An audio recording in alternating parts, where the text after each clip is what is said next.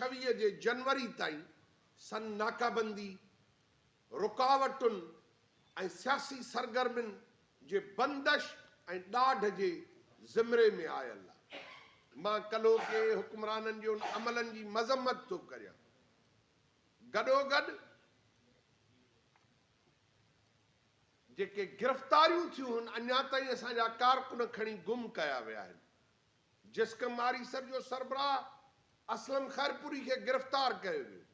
GSN क़ौमी party जे सरबराह नवाज़ खान ज़ोर खे गिरफ़्तार कयो वियो। जैकबाद ऐं उबावड़े खां वठी कश्मोर खां वठी कराची ऐं नगर पार्कर सांगड़ बदीन ठट्टो ऐं मीरपुर ख़ास जा इहे दादू जामशोरे जी सॼी शहरा national highway Indus highway police बंदि कया आहिनि। जबर हो रियासती कल जंहिंसां मदे मुक़ाबिल थिया पर हुक्मराननि खे छा वरियो।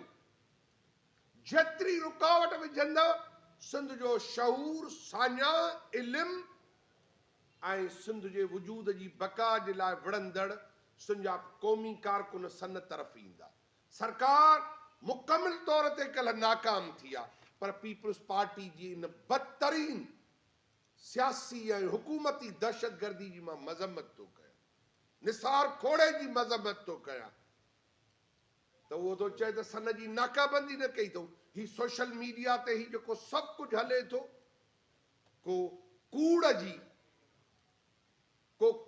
जी का हद हूंदी आहे। पीपल्स पार्टी वटि कूड़ जूं बि के हदूं न आहिनि। का सरहद कोन्हे हिननि वटि का सियासी इख़्लाक़ियात कोन्हे। असां 20 तारीख़ ते सॼी सिंध में सन जी नाकाबंदी सरकारी दहशतगर्दी जे ख़िलाफ़ ऐं क़ौमी कारकुननि जे गिरफ़्तारनि ख़िलाफ़ असां सॼी सिंध में पुरअमन एहतजाज कंदासीं। मुज़ाहिरा थींदा।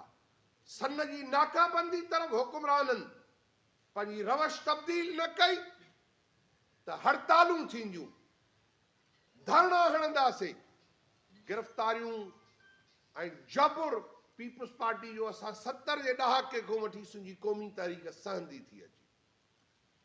पर सिंध में मज़हबी इंता पसंदनि खे इज्तिमाउनि जी इजाज़त आहे।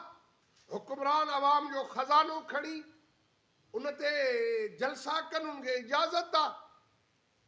सरकारी गुंडागर्दीअ जी मज़म्मत सॼी सिंध कई आहे, सॼी दुनिया कई आहे ऐं इहो सिलसिलो असां फ़ैसिलो कयो आहे त ही काल जेका रस्ता रोक हिननि कई त ही सम्झनि था त ॿेट पीपल्स पार्टी खपाए पई।